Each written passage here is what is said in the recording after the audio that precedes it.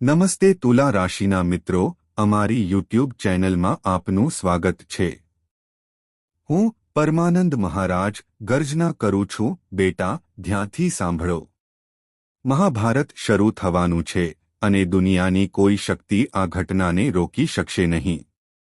જો તમે આ વિડિયોને અવગણશો તો તમને તમારા બાકીના જીવન માટે પસ્તાવો થશે. અમે આની ખાતરી આપીએ છીએ. તમે તેને લખી પણ શકો છો. આગામી 48 કલાક તમારા માટે સામાન્ય સમય નથી અથવા સાંજે તમને કોઈ ટેકો મળશે નહીં.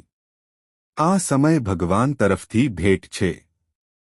તમે અહીંથી ઘણું શીખશો અને અમે તમને દરેક વસ્તુ વિગતવાર સમજાવીશું. તમારું એકમાત્ર કર્તવ્ય રહેશે કે તમે અંત સુધી આ વિડિયો સાથે રહો. જે કોઈ તેને અવગણશે તે તેના બાકીના જીવન માટે પસ્તાવો કરશે.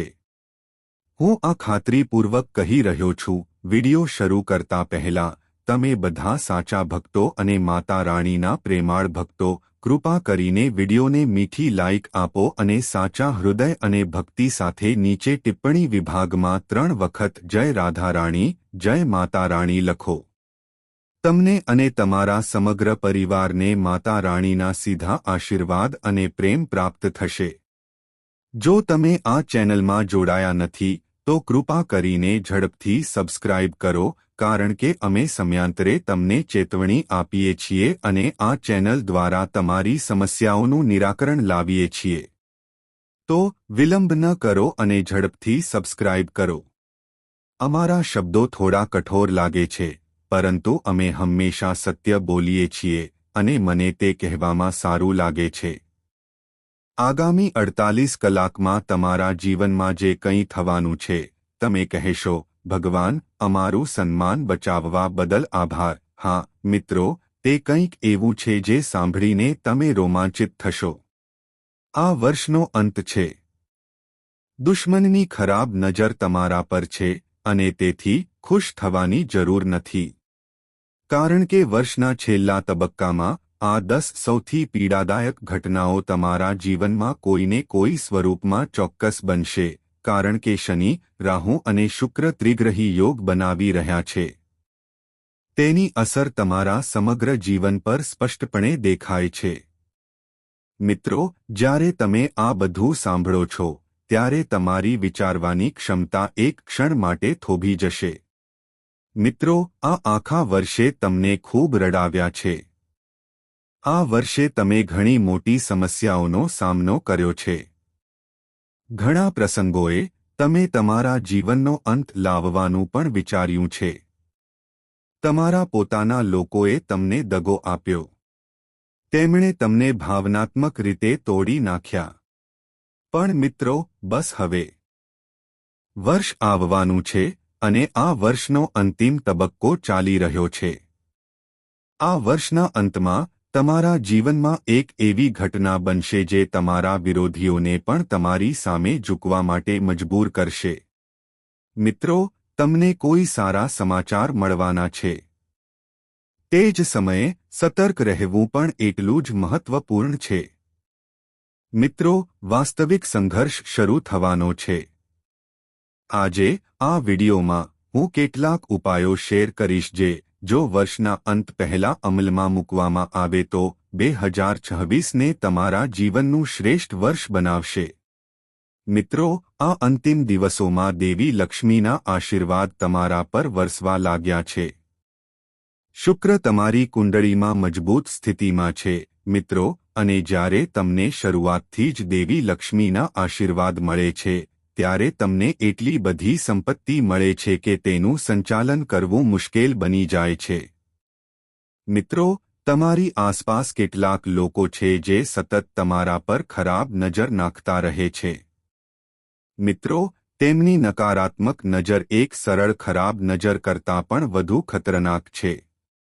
મિત્રો, જ્યારે પણ તમારા જીવનમાં કંઈક સારું થાય છે, જ્યારે પણ તમે વિચારો છો કે તમે હવે સફળતા તરફ આગળ વધશો, ત્યારે તમે એક ડગલું આગળ વધતા જ આ લોકો તમારી તરફ નકારાત્મક નજર નાખે છે અને તમારા માર્ગમાં અવરોધો ઊભા કરે છે. તેઓ અવરોધો ઊભા કરે છે. પરંતુ મિત્રો, આજે આ લોકોથી પોતાને બચાવવું ખૂબ જ મહત્વપૂર્ણ છે. નહીં તો આવનારા નવા વર્ષમાં આ જ લોકો તમને ફરીથી મુશ્કેલીમાં મૂકશે. તેઓ ફરી એકવાર તમારા કામમાં અવરોધ ઊભો કરશે અને દેવી લક્ષ્મીને તમારા ઘરમાંથી ભગાડવાનો પ્રયાસ કરશે.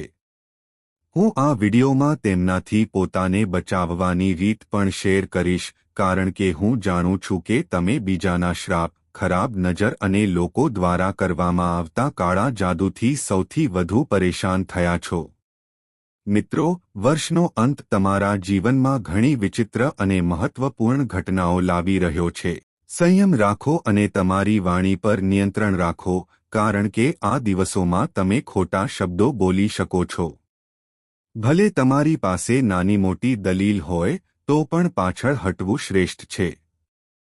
કોઈપણ વિવાદમાં પડવાનું ટાળો. મિત્રો, જ્યારે ગુસ્સો તમારા પર હાવી થઈ જાય છે, ત્યારે તમે સાચા અને ખોટા વચ્ચેનો તફાવત સમજી શકતા નથી અને પરિસ્થિતિ સંપૂર્ણપણે વણસી શકે છે.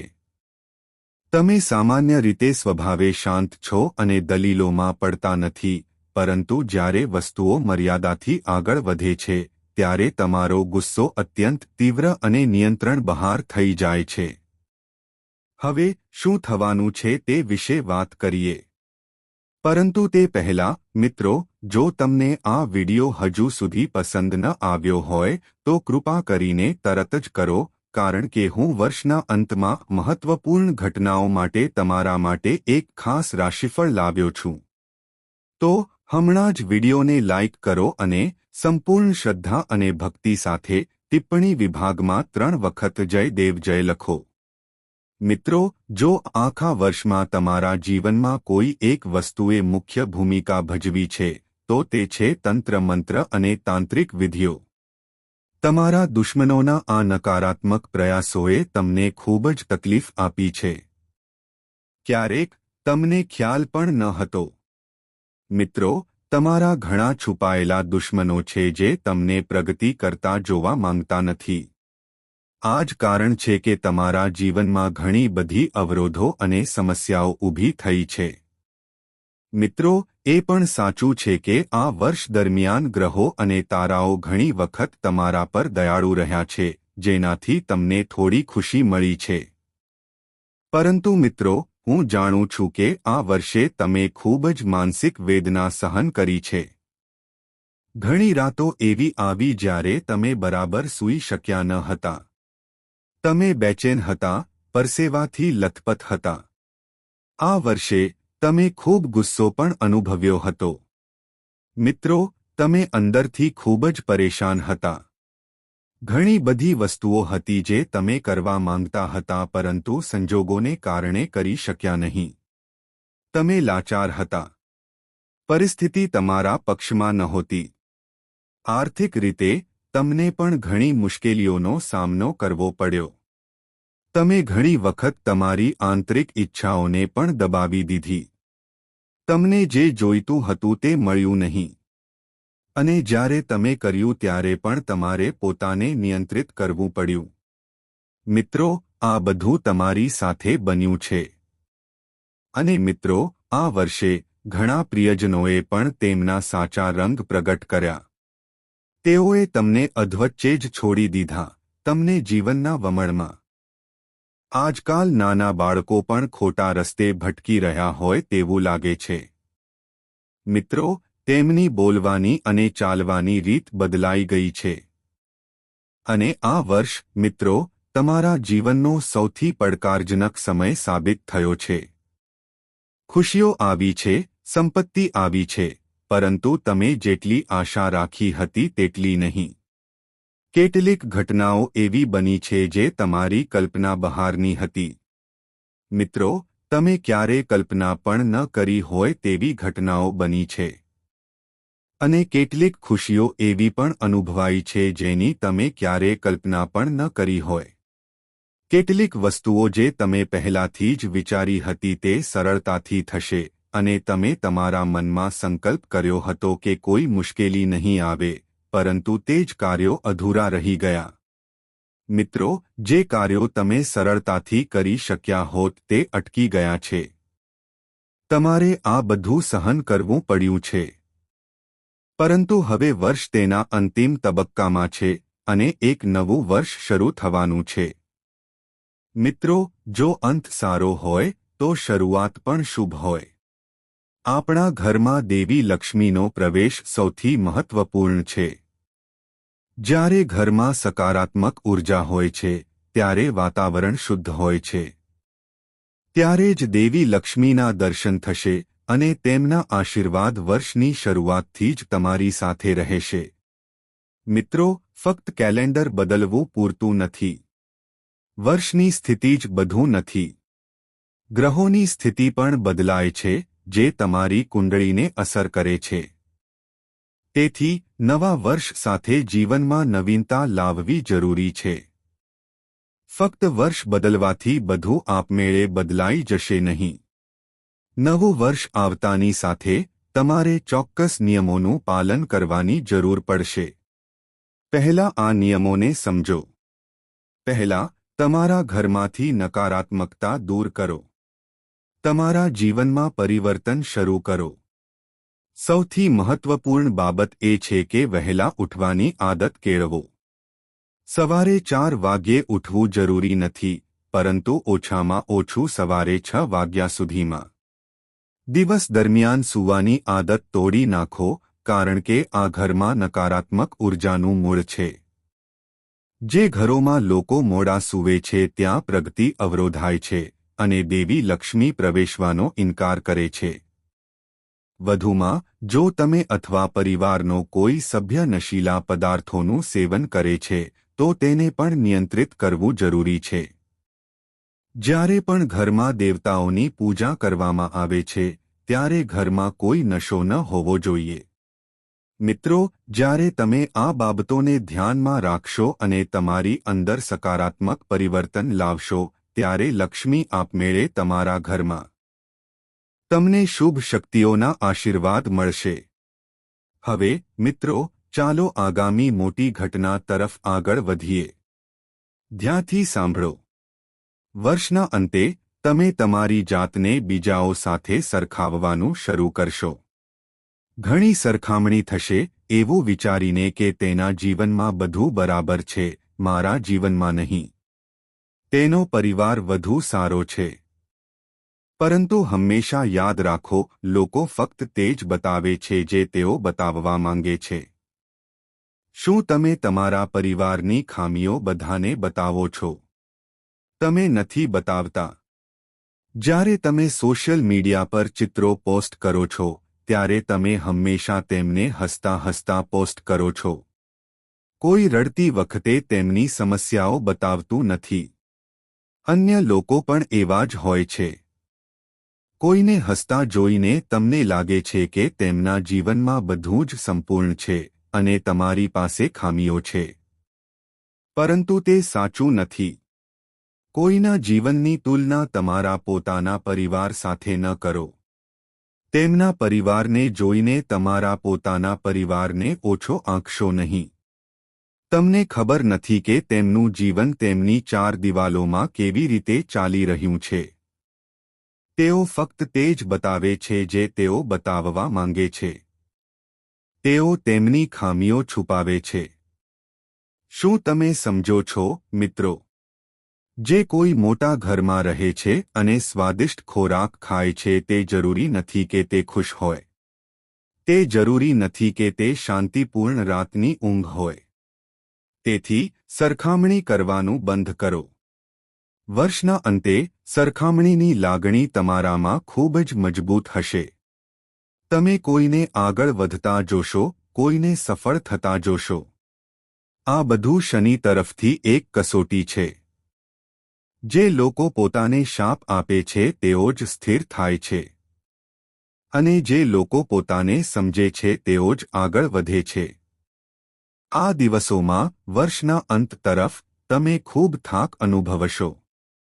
તમારા શરીરમાં પણ સંકેતો દેખાવા લાગશે, કારણ કે શનિ કસોટીની સ્થિતિમાં છે અને શુક્ર પણ પ્રભાવ હેઠળ છે. તમારું માથું ભારે રહેશે, અને તમે થાક અનુભવશો. એવું લાગશે કે જીવનમાં કંઈ ખાસ બાકી નથી. પરંતુ યાદ રાખો, આ પરિસ્થિતિ ફક્ત થોડા દિવસો જ ચાલશે. આ સમય દરમિયાન કોઈ મોટા નિર્ણયો ન લો, કારણ કે તમારું મન વિચલિત થશે. તમે જે વિચારો છો તે ખોટું થવાની શક્યતા વધુ છે. મિત્રો, આ વિચલિત થવું પણ જરૂરી છે, કારણ કે આ સમય દરમિયાન શનિની ત્રાસી નજર તમારા મનને વિચલિત કરશે. તમારું મન એવી જગ્યાએ ખેંચાશે જ્યાં તે યોગ્ય નથી. તમે એવી પ્રવૃત્તિઓમાં વ્યસ્ત રહેવાનું વલણ ધરાવી શકો છો જે તમારા માટે યોગ્ય નથી. તમને વ્યસનમાં જોડાવાની લાલચ આવી શકે. તે એવા કામો કરવાનો પ્રયાસ કરશે જે તમારે ન કરવા જોઈએ, અને આ જ વસ્તુઓ આવનારા નવા વર્ષને બગાડી શકે છે, મિત્રો. એટલા માટે તમારા મનને નિયંત્રિત કરવું ખૂબ જ મહત્વપૂર્ણ છે. જો કે, આ સમયે તમારા મનને નિયંત્રિત કરવું સરળ રહેશે નહીં. એટલા માટે, મિત્રો, વર્ષના અંતે તમારે શિવલિંગને મધ અને થોડી ખાંડ અર્પણ કરવી જોઈએ. હા, મિત્રો, દરરોજ ભોલેનાથના મંદિરમાં જવાનું શરૂ કરો. વર્ષ તેના અંતિમ તબક્કામાં હોવાથી ભક્તિ માટે થોડો સમય ફાળવવાનું શરૂ કરો, કારણ કે કોઈ તમને ટેકો આપે કે ન આપે, તમારી ભક્તિ આખરે ચાવી હશે. શિવ તમારા તારણહાર હશે. મિત્રો, તમે ઘણીવાર બીજા પર આધાર રાખો છો. ક્યારેક શિવમાં પણ આશા રાખો. શિવ પર વિશ્વાસ રાખો. તેમની પાસેથી આશા ક્યારે અધૂરી જતી નથી. હા, તેમાં થોડો સમય લાગી શકે છે. ક્યારેક તે તમારી કસોટી કરે છે. પરંતુ તે બધું તમારા પોતાના ભલા માટે છે. તો મિત્રો, ભક્તિ માટે થોડો સમય ફાળવો. સવારે વહેલા ઉઠો, સ્નાન કરો, સ્વચ્છ રહો, અને નિયમ બનાવો કે તમે ભોલેનાથના મંદિરમાં જ જશો. શિવલિંગ પર મધ અને ખાંડ ચઢાવો, પાણી ચઢાવો અને બેલના પાન ચઢાવો. જો આ બધું શક્ય ન હોય, તો ઓછામાં ઓછું મંદિરમાં જાઓ અને હાથ જોડીને ચાલો. મિત્રો, આ તમારા મનને શાંત કરશે. તેનાથી વિક્ષેપો ઓછા થશે. તમે ખોટા રસ્તે નહીં જાઓ. તમે સાચા રસ્તે આગળ વધશો. ગ્રહોના ગોચર જે તમને સતત પરેશાન કરી રહ્યા છે તે ધીમે ધીમે સંતુલિત થવા લાગશે, કારણ કે શિવ સૃષ્ટિનું કેન્દ્ર છે, મિત્રો. જ્યારે શિવ પ્રસન્ન થાય છે, ત્યારે કોઈ ગ્રહ, તારો કે શનિ આપણને નુકસાન પહોંચાડી શકે નહીં. જ્યારે બ્રહ્માંડના સર્જક આપણી સાથે હોય છે, ત્યારે કોઈ શું કરી શકે છે? મિત્રો, બીજી વાત એ છે કે આ દિવસોમાં તમને તમારા સૌથી છુપાયેલા દુશ્મનો તરફથી વધુ મુશ્કેલીનો સામનો કરવો પડી શકે છે. આ લોકો બહારથી દેખાતા ન હોઈ શકે, પરંતુ વર્ષના અંતે તેઓ તમને મુશ્કેલીમાં મૂકવાની કોઈ તક ગુમાવશે નહીં. તેઓ જ્યાં પણ તક મળશે ત્યાં તમને અપમાનિત કરવાનો પ્રયાસ કરશે. જો તમે કોઈ જૂથમાં જઈ રહ્યા છો અથવા કોઈ સામૂહિક પ્રવૃત્તિમાં ભાગ લઈ રહ્યા છો, તો ત્યાં કોઈ છે જે તમારી ઈર્ષ્યા કરે છે. ઊંડાણમાં, તેઓ તમારી ટીકા કરશે. તેઓ તમને નીચા પાડવાનો પ્રયાસ કરશે. તેઓ તમારી નબળાઈઓને જાહેરમાં ઉજાગર કરશે. તેઓ તમારી છબીને નુકસાન પહોંચાડશે. અને કેટલાક લોકો એટલા ખતરનાક હોય છે કે તેઓ કાળા જાદુનો પણ આશરો લે છે. આ બધું તેને રાખો. સ્નાન કર્યા પછી, તે સિંદૂર તમારા કપાળ પર લગાવો. તમે દુશ્મનોથી સુરક્ષિત રહેશો. ખાતરી કરો, મિત્રો. હવે શું થવાનું છે તેની વાત કરીએ. આ દિવસોમાં, મિત્રો, કોઈનો સાચો સ્વભાવ પ્રગટ થશે. રાહુનો પ્રભાવ શું કરે છે? મિત્રો, તે માસ્ક દૂર કરે છે અને તમને માસ્ક પણ ખોલે છે. જે લોકો મીઠી વાતો કરતા હતા તેમના શબ્દો હવે દુઃખ પહોંચાડશે. હું તમને કહી દઉં, મિત્રો, આ દિવસોમાં તમારી નજીકની કોઈ વ્યક્તિ તમારી વિરુદ્ધ થઈ શકે છે, અથવા વર્ષોથી તમારી વિરુદ્ધ રહેતી કોઈ વ્યક્તિ પોતાનો સાચો ચહેરો જાહેર કરશે. આ તમારા હૃદયને થોડો આંચકો લાગશે. તમે વિચારશો કે મારી સાથે આવું કેમ થયું, પરંતુ તે જ સમયે મિત્રો, તમારા કેટલાક અટકેલા કામ હવે ફરીથી ગતિ પકડવા લાગશે. તે કાર્યો ફરી શરૂ થશે, અને એટલું જ નહીં, પરંતુ તમારા માટે નવી તકો પણ ખુલશે. મિત્રો, વર્ષના અંતમાં તમારી આવકના સ્ત્રોત વધવા લાગશે. પૈસા ઝડપથી આવશે. હા મિત્રો, પૈસાનો પ્રવાહ વધશે. હવે તેનું સંચાલન કરવાનું તમારા પર છે, કારણ કે પૈસા જેટલી ઝડપથી આવે છે તેટલી જ ઝડપથી ખર્ચ કરી શકાય છે. મિત્રો, તમે આ વર્ષે કમાયા છો. એવું ન કહી શકાય કે તમે કંઈ કમાયા નથી. તમે ઘણું કમાયા છો. અને મિત્રો, એક પ્રશ્ન તમારા મનમાં સતત રહે છે. સારા સમય ક્યારે આવશે? આ વિચાર તમને અંદરથી સળગાવી રહ્યો છે. તમે માનસિક રીતે થાકી રહ્યા છો. તમારી પાસે એક જ પ્રશ્ન છે, શું મારું જીવન ક્યારે બીજાઓ જેવું જીવન જોશે? ગુરુજીનો જવાબ એક છે, હા, તે થશે. પરંતુ એક વાત ધ્યાનમાં રાખવી મહત્વપૂર્ણ છે. તમારું જીવન ખૂબ જ સરળ અને સંપૂર્ણપણે સ્પષ્ટ છે.